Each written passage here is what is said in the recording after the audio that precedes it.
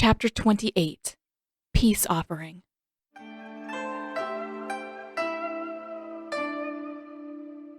Though he'd finally shaved the stubble off of his head and was relatively certain that he looked normal, Zuko still felt unbalanced. He made his way up to the control room, stomping every step of the way. Was this how he normally walked? He knew that his Prince Zuko walk was a lot noisier and heavier than his Blue Spirit walk, but for the life of him, he couldn't remember how either of them usually sounded. He blamed the waterbender for that, and for the fact that he had to go talk to Lieutenant G, and for the fact that he had to go to the control room at all. Normally, he could get away with sending orders up with any passing crewman if he didn't feel like making a personal appearance. But today, it wouldn't be enough to send orders to the lieutenant in writing. Today, there would be questions to answer and explanations to give, and the last thing he wanted was some lowly sailor getting bored on the way up to the control tower and reading Zuko's message. Today, Zuko didn't have a choice, and it was all the waterbender's fault. He stomped through the door and found Lieutenant G exactly where he expected, gossiping with the helmsman. Zuko steeled himself. He'd been forced to make stupid requests before. This time shouldn't be any different. But it was different. This time he was stopping the ship specifically for the waterbender. And no matter how hard he thought, he couldn't come up with a better explanation to give the crew. The best he could do was tell them as little as possible. "How far are we from the nearest port, Lieutenant?" he demanded. G turned his head lazily to the side and glanced down at the nearest open map. "At a guess, I'd say we could be to Hybein by midday tomorrow." "And what's this place like? Is it just a fishing town, or is there a market there?" Zuko should probably remember by the name alone.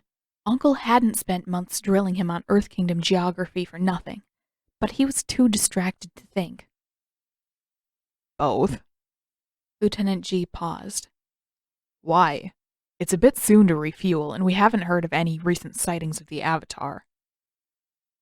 Zuko clenched his jaw. "I have some business to attend to." G didn't seem to notice the tension in his voice.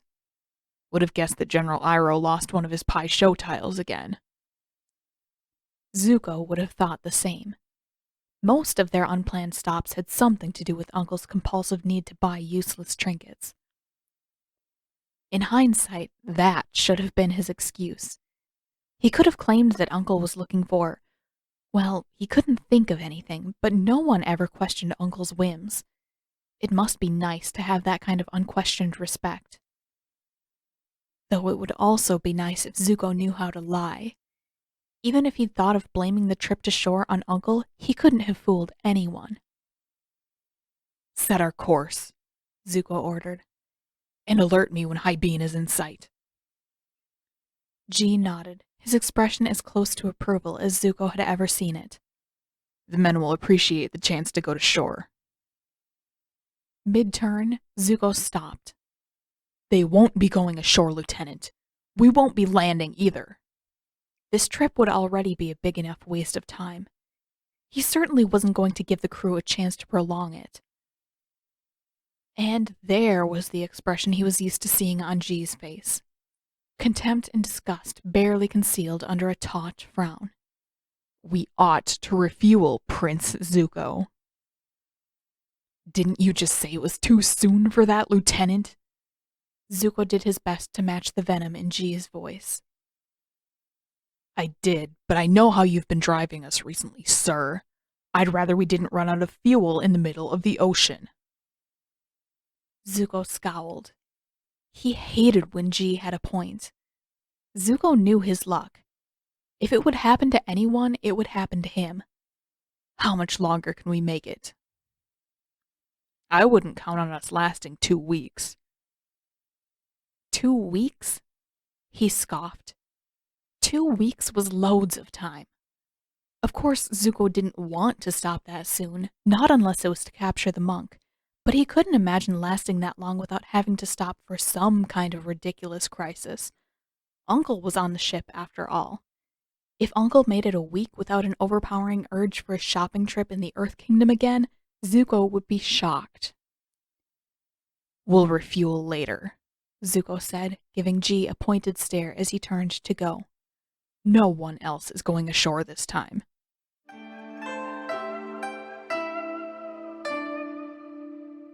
Katara sensed a change in the ship the following morning.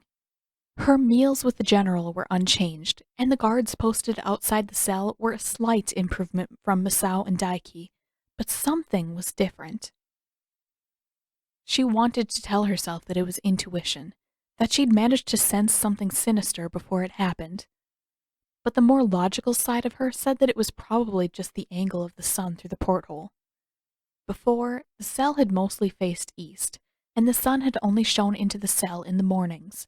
But today the ship had turned. Now the porthole was angled south instead, and with the sun endlessly beating on the dark hull, it was growing increasingly, unpleasantly warm. She swiped the back of her hand across her forehead, and it came back glistening. There'd been almost no condensation on the hull this morning, but she could probably get enough moisture off of her own forehead if she wanted to waterbend. Not that she felt much like moving when it was this warm. The general gave her a sympathetic smile. "I take it that you are not much accustomed to heat." "If it gets this warm at the South Pole, we have to check if the tent caught fire." She hunched over, resting her elbows on her knees. "Can't Zuko turn the ship? I hate it enough on this stupid boat without roasting alive in here." The general squinted up at the porthole for a moment before meeting her eyes again. "Soon, I expect. Have some more water. It should help." Katara obeyed. As much as she wanted to take all the drinking water and hoard it somewhere so she could waterbend later, she was hot and thirsty now. The taste of cool, fresh water was almost enough to make her forget about escape for a little while. "I hope my nephew's visit yesterday did not distress you too much," the old man said, hands folded into his sleeves. "I heard some rather loud conversation."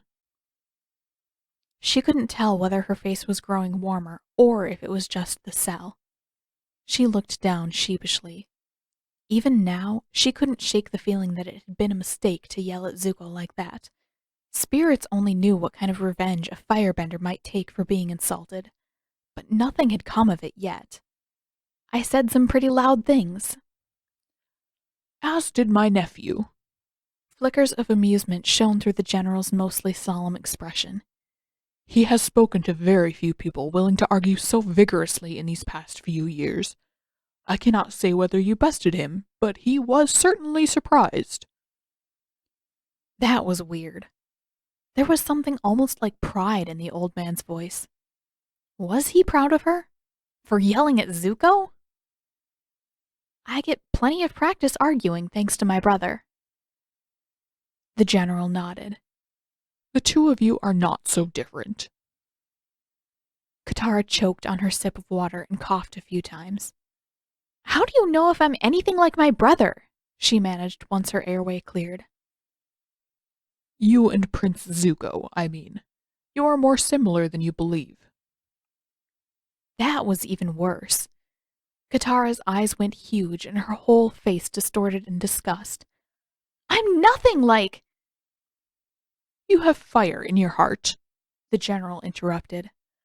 "As does Prince Zuko." She curled her upper lip. That was nothing. That was less than nothing. That was some weird, poetic, metaphorical nonsense. "I'm the Avatar," she answered, grateful that the old man always sent the rest of the guards away. They had no business knowing who she really was.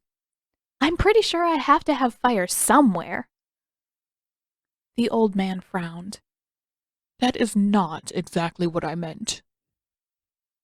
She knew that, but it was a silly thing to say anyway.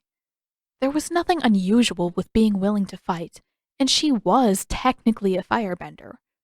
Or could be someday, after she'd learned her own element. Somewhere below them, the roar of the engines changed. dropping from the smooth, low-pitched rumble that she'd grown accustomed to and into a deeper, almost rattly sound. Katara froze, watching as the patch of sunlight slid across the floor and up the wall as the ship turned, then finally came to rest with the cell facing the east again. She looked at the general. "What's going on?" The engines rattled a few more times, then went silent, and her ears rang in the sudden quiet. She heard distant shouts. Whether they were from the deck or even farther down in the bowels of the ship, she couldn't tell for sure. "Have we stopped?" Setting her empty cup down on the floor, she pushed to her feet and darted across to the porthole. It looked like it. She was too far above the water to tell by sight, but the sensation of motion was gone, replaced by relative stillness, interrupted only by the gentle rocking of the waves. But more importantly, there was land in sight. It might have been a mile off, but she could see the beach, the forest above that, and the slow, rolling hills even farther beyond. Katara whipped back to face the general. "What's happening? We're not moving."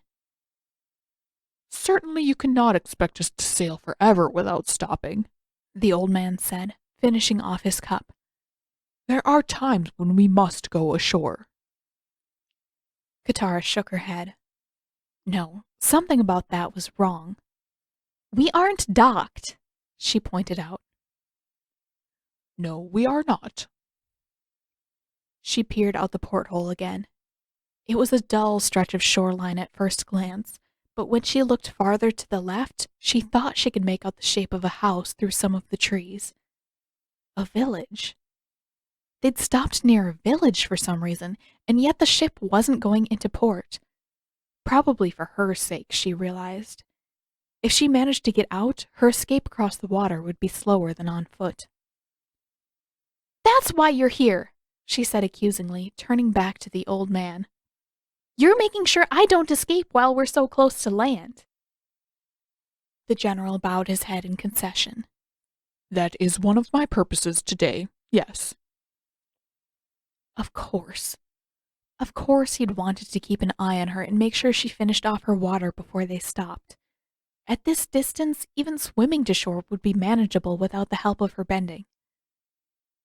"Why are we stopping?" she demanded. "Prince Zuko has a small errand to attend to." Katara couldn't hold back her scoff. Of course he did. Only Zuko could stop an entire huge ship just to satisfy his own whims. That must have been one of the perks of being royalty. She crossed her arms across her chest and tried to ignore the tightness in her throat. She used to be able to do that too. It was only ever the three of them, but she used to be able to cajole Sokka and Aang into stopping early or spending an extra night somewhere. They all took turns at it, really. Not anymore. She didn't get any choice in where she went now. Everything was left in Zuko's hands. Would she ever get her way again? She swallowed and pressed her lips into a tight line. Of course she would. She was going to get out. But maybe not this time. As much as it burned to see the shoreline so tantalizingly close, she didn't have enough water to bend, and the general was watching her too closely to make any real progress anyway. She had a plan, she reminded herself. She had to be satisfied with snatching moments of solitude here and there to work on cutting her way to freedom, even if it hurt to be patient when freedom looked so close. Katara looked back at the general. "What are your other reasons for staying down here?" she asked, voice tight. He brightened. "I was hoping you would ask." He leaned to the side and reached behind his back to produce an ornate but well-worn wooden box. "Have you ever heard of Pai Sho? I think you would quite enjoy the game."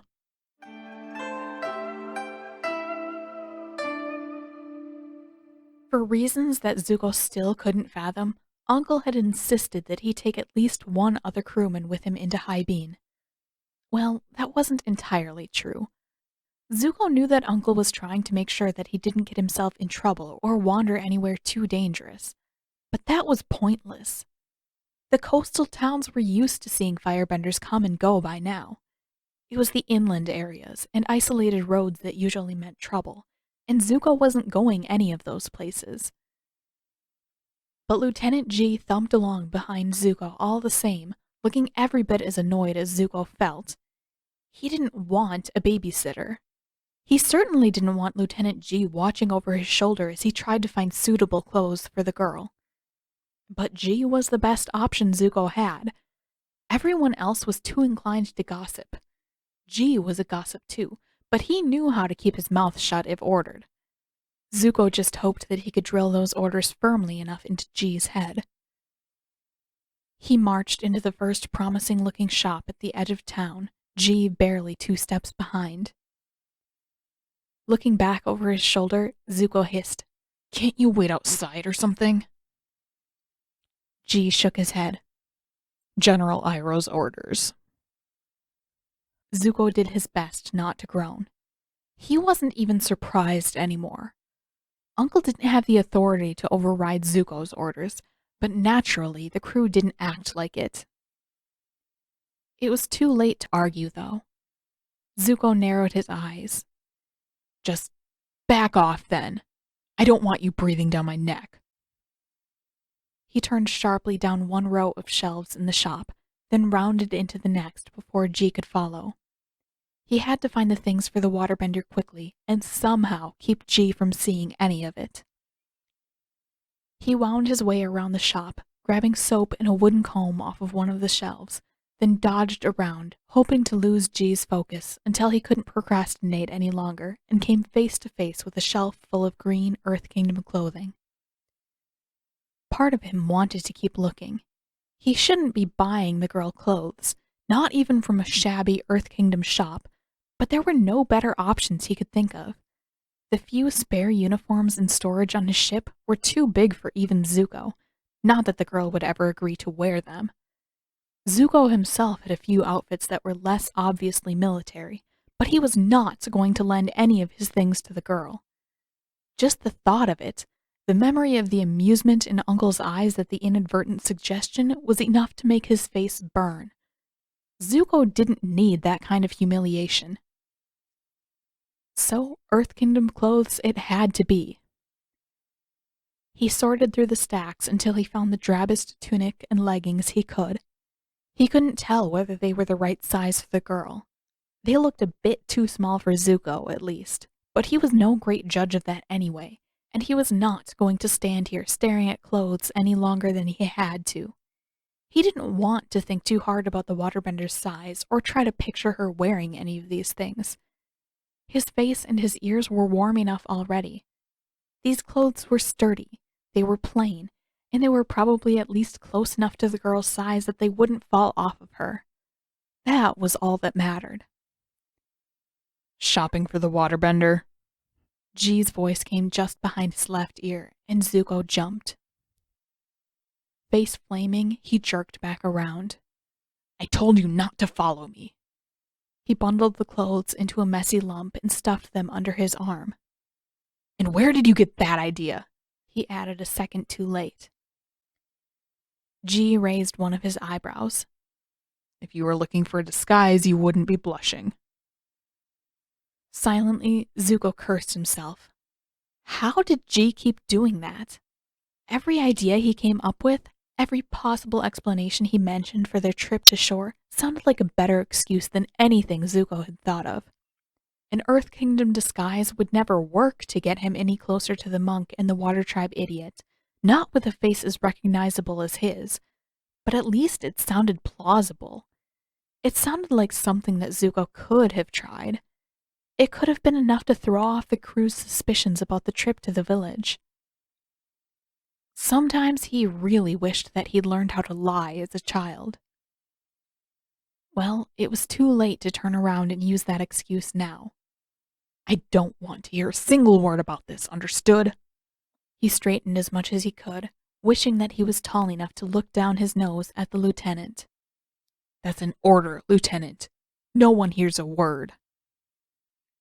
G shrugged. "Fine by me." He finally stepped back a little. Good. At least there wouldn't be rumors swirling around the ship. At least no one would think that Zuko had gone soft on the girl. He elbowed his way past the lieutenant and smacked his messy bundle down in front of the clerk. The woman behind the counter, thankfully, was uninterested and accepted his money and folded his purchases into a small, neat package without comment. Zuko couldn't tell if she'd heard the exchange with G, but he decided he didn't care. His face still flamed, and he kept his eyes averted until the paper-wrapped package was crammed safely under his arm once again. You do realize, G commented on their way back to the skiff several minutes later, that the crew is going to work out while we stopped, even if I keep my mouth shut, don't you? Zuko shot a glare at the lieutenant. What are you talking about? No one would know. The clothes were packed away, hidden under layers of scratchy brown paper, and he wasn't going to let anyone see what was inside it. They would know that Zuko had bought something, but they'd never realize what it was. You're bringing the waterbender a change of clothes. G's steely gaze bored into the side of Zuko's face. The men are going to see her in Earth Kingdom clothes and wonder where she got them from. Oh. Zuko stopped walking. Oh. That could be a problem. That could be a very large problem. He could already imagine the rumors that would circulate, that Zuko had gone soft, that the waterbender had somehow gained his interest or favor, that he'd been chasing the waterbender all along, that she was something more than a friend of the airbender. Parts of those things were true. Tiny, tiny parts, and even the kernels of truth were dangerous.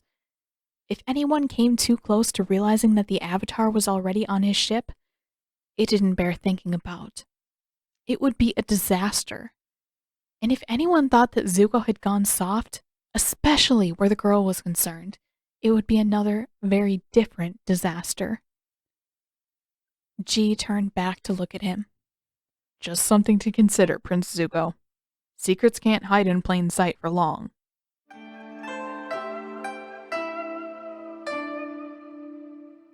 After several rounds of Pai Sho, the general assured Katara that the games were usually longer, and she wasn't sure whether that was supposed to be a good thing or not. She thought she was beginning to understand the rules. She didn't mind the game, not really. Sokka would probably enjoy it more than she did, but it was better than having nothing to do. And the general was a surprisingly patient teacher. He told Katara that there was plenty more to learn, and she didn't mind the prospect of playing again. But she did wish that she was learning to play it somewhere other than a prison cell on Zuko's ship. The cell had cooled, and the engine started up again before the general finally left her. Katara stared out the porthole as the ship pulled away from the shore again.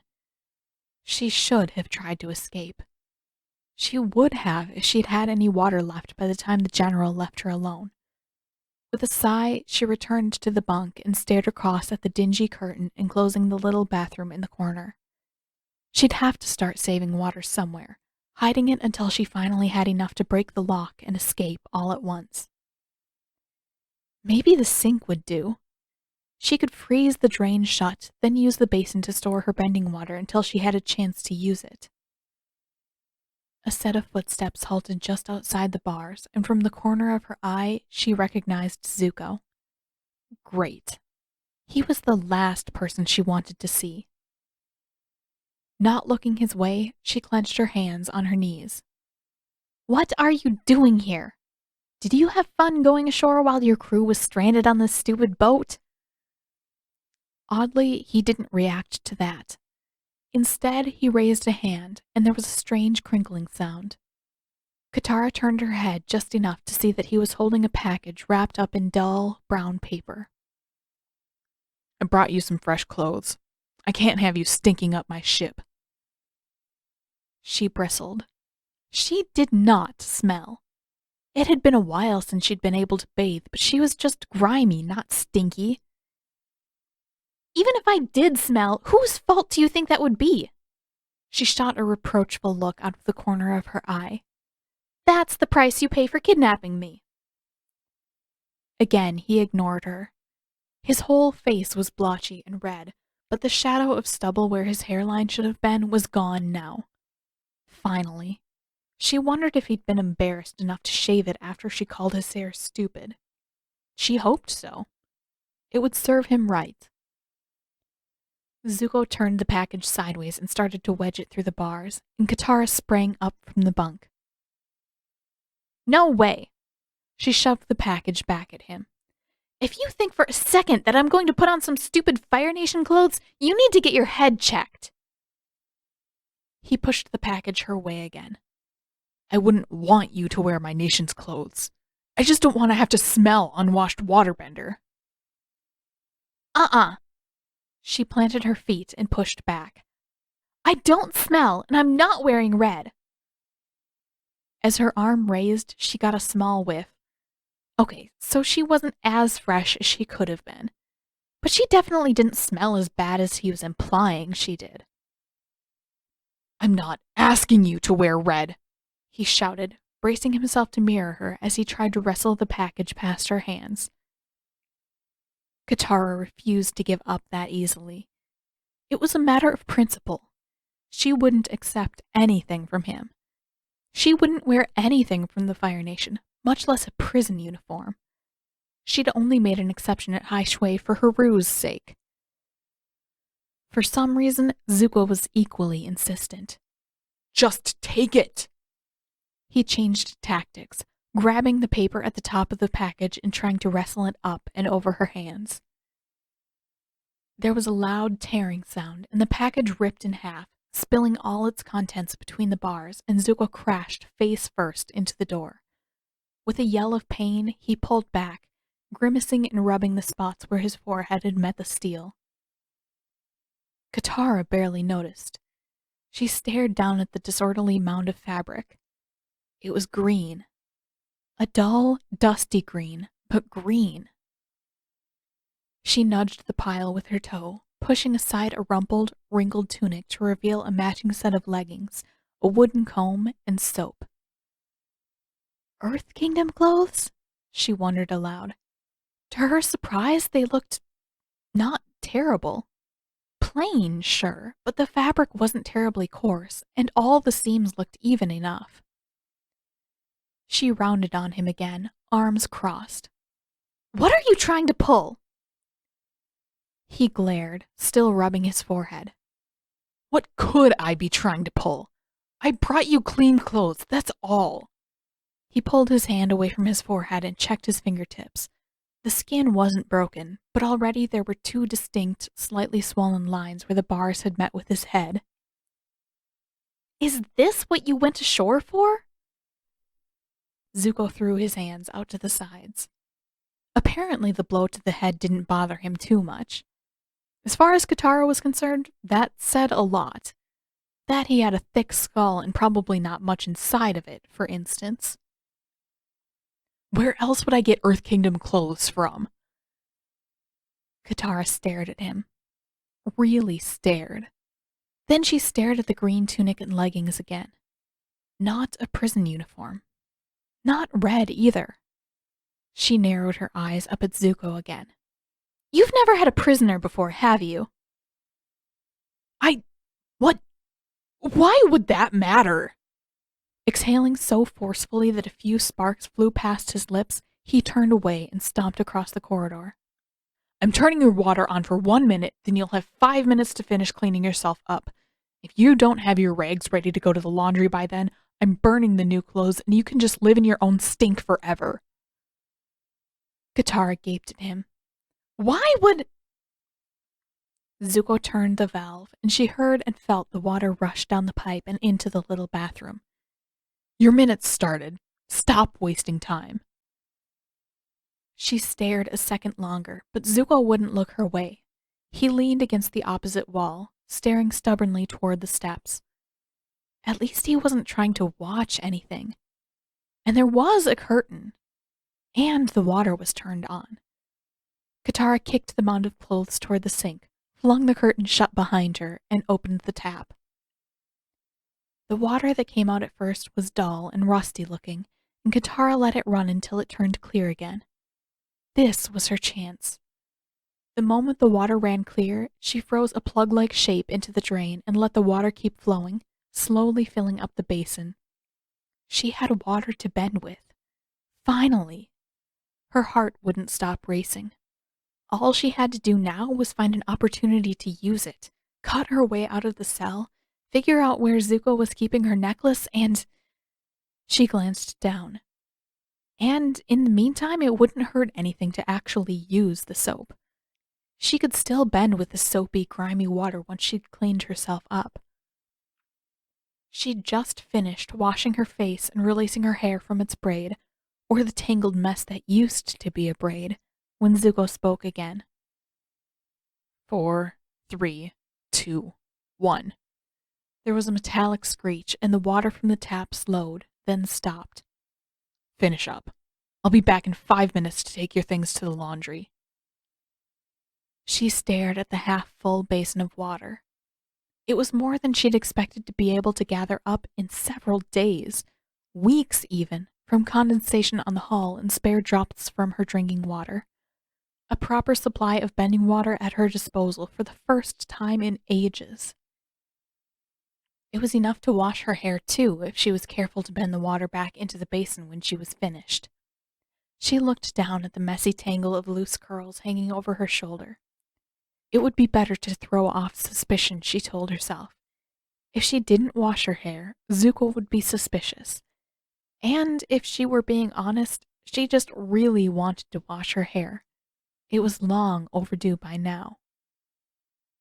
By the time Zuko's footsteps came her way again, she had changed into the fresh clothes and felt properly clean for the first time in days. Both the tunic and leggings were too large for her, but if she cinched the sash around the middle tight enough, there didn't seem to be any danger of anything falling off. She perched on the edge of the bunk, working the comb through her hair, carefully pulling the extra beads of moisture out with each stroke and gathering them into a small orb. Once she was through, she'd add the water back into the basin and freeze the whole thing solid to keep it from evaporating before she had a chance to start work on the door. Are you finished? Zuko's voice came from around the corner, and Katara could tell by the shadows in the corridor that he was hesitating just out of sight. She groaned. It seemed that Zuko had kept his word. Annoyingly. It couldn't have been much less than 5 minutes since he'd left her alone, but she wished she'd had more time.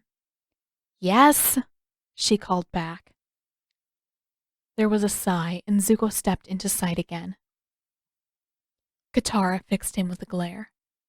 The clothes are too big, and you can't have the comb back. I'm keeping it. He rolled his eyes. What a tragedy. And there'd better not be a single thing wrong with my clothes when they come back, she added, doing her best to sound intimidating. Or I'll make sure you regret it. Zuko grunted by way of reply. I regret almost everything where you're concerned. He stooped, bunched her grimy clothes up into a ball, and tossed them into a sack.